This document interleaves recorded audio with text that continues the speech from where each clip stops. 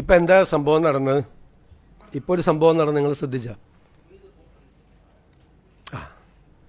കഴിഞ്ഞ ഗവൺമെൻറ്റിൻ്റെ കാലത്തൊരു തീരുമാനമെടുത്ത് പോണ പോക്കിൽ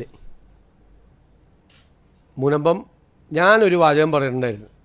അവിടെ രണ്ട് മതവിഭാഗങ്ങളെ ശത്രുക്കളാക്കാൻ വേണ്ടി നടത്തുന്ന ഒരു ശ്രമമാണ് അവിടെ നടന്നത്. അതിന് അന്നത്തെ സർക്കാർ കൂട്ടുനിന്നു പറഞ്ഞില്ലേ? ഇവരെല്ലാവരും അവിടെ ചെന്ന് പറഞ്ഞെന്താ, ഞങ്ങൾ നിങ്ങളെ കുടിയൊഴിപ്പിക്കില്ല അല്ലേ? ഇപ്പോൾ പോണ പോക്കിൽ വഖഫ് ബോർഡ് ചെയ്തതെന്താ? ഏത് വഖഫ് ബോർഡാണ്? ഞങ്ങൾ വെച്ചിട്ടില്ലല്ലോ വഖഫ് ബോർഡ്. കഴിഞ്ഞ ഗവൺമെൻറ്റിൻ്റെ കീഴിലുള്ള പൊളിറ്റിക്കൽ അപ്പോയിൻമെൻ്റ് ആയിട്ടുള്ള വഖഫ് ബോർഡ് പോണ പോക്കിൽ ഇത് പോർട്ടലിൽ രജിസ്റ്റർ ചെയ്തിട്ട് പോയി. ഇനി സാധാരണ വഖഫ് ലാൻഡ് രജിസ്റ്റർ ചെയ്യുന്നത് അതിൻ്റെ മുത്തവല്ലിയാണ്. ഇവിടെ വഖഫ് ബോർഡ് തന്നെ അത് പോർട്ടലിലേക്ക് പെടുത്തിയിരിക്കുകയാണ്. മനസ്സിലായിക്കൊള്ളണം എന്താ അവരുടെ ഉദ്ദേശം. ഇവർ രണ്ടു കൂട്ടരും ഒരേ പാതയിൽ സഞ്ചരിക്കുന്നവരാണ് എന്ന് ഒരു രാഷ്ട്രീയ ആരോപണം ഞാൻ പ്രതിപക്ഷ നേതാവെന്ന നിലയിൽ ഉന്നയിച്ചിട്ടുണ്ടായിരുന്നു. അതിന് അടിവരയിടുന്ന നടപടിയാണ് പോണ പോക്കി ചെയ്തത്. ശരിക്കും വഖഫ് ഭൂമിയാണ് എന്ന് എസ്റ്റാബ്ലിഷ് ചെയ്താൽ ഇവർ എൻക്രോച്ചേഴ്സാണ് അല്ലേ? ഇവർ കയ്യേറ്റക്കാരാ അല്ലേ? പിന്നെ അവരെ ഒഴിപ്പിക്കാൻ കോടതിക്കും പാടായിരിക്കും, ഗവൺമെൻറ്റിനും പാടായിരിക്കും.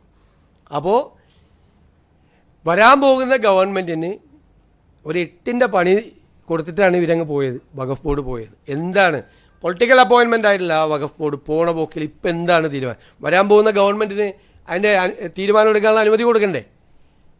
പക്ഷേ ഞങ്ങൾ അതിനെ നിയമപരമായി നേരിടും, നിയമപരമായി തീരുമാനം എടുക്കും. അപ്പോൾ 10 മിനിറ്റ് കൊണ്ട് തീരുമാനം എടുക്കാതിരിക്കാൻ വേണ്ടിയിട്ടാണ് ഈ ചെയ്തത്. 10 മിനിറ്റ് കൊണ്ട് തീരുമാനം എടുക്കാൻ പറ്റാവുന്നൊരു കാര്യം ആ 10 മിനിറ്റ് കൊണ്ട് തീരുമാനം എടുപ്പിക്കാതിരിക്കാൻ വേണ്ടി മനഃപൂർവ്വമായി രാഷ്ട്രീയമായി ചെയ്തതാണ്. ജനങ്ങളോട് അവർ പറയണം, മറുപടി പറയണം, എന്തിനാണത് പോർട്ടലിൽ പെടുത്തിയതെന്ന്. പക്ഷെ ഞങ്ങളതിനെ നിയമപരമായി അപ്പം തന്നെ അത് പരിശോധിച്ചിട്ടുണ്ട്. അതിനെ നിയമപരമായി നേരിടാനുള്ള നടപടികൾ ഞങ്ങൾ സ്വീകരിക്കും. ഒരു കാര്യം, അവിടെ നിന്ന് അവരെ കുടിയൊഴിപ്പിക്കുന്ന പ്രശ്നമില്ല. അവർക്ക് അവിടെ സംരക്ഷണം കൊടുക്കും. അവർക്ക് അവരുടെ സ്ഥലത്ത് നികുതി നൽകാനുള്ള സംവിധാനം നമ്മളുണ്ടാക്കും.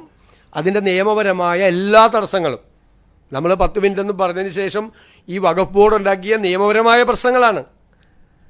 മനസ്സിലായ? വഖഫ് ട്രൈബ്യൂണലിനെ കൊണ്ട് പോലും വഖഫ് ട്രൈബ്യൂണലിൻ്റെ തീരുമാനം പോലും വഖഫ് ബോർഡ് പോയി സ്റ്റേ ചെയ്യിപ്പിച്ചു. അറിയാലോ എന്തായിരുന്നു ആ ഗവൺമെൻറ്റിൻ്റെ സ്റ്റാൻഡ് ഇക്കാര്യത്തിൽ? ഇവരെ മതപരമായി ഭിന്നിപ്പുണ്ടാക്കാനുള്ള സംഘപരിവാറിൻ്റെ അതേ അജണ്ട അതിന് കൊട പിടിച്ചു കൊടുക്കുകയാണ് CPM നേതൃത്വം വഹിക്കുന്ന ഗവൺമെൻറ് ചെയ്തത്. ക്ലിയർ ആയല്ലോ ഇപ്പോൾ?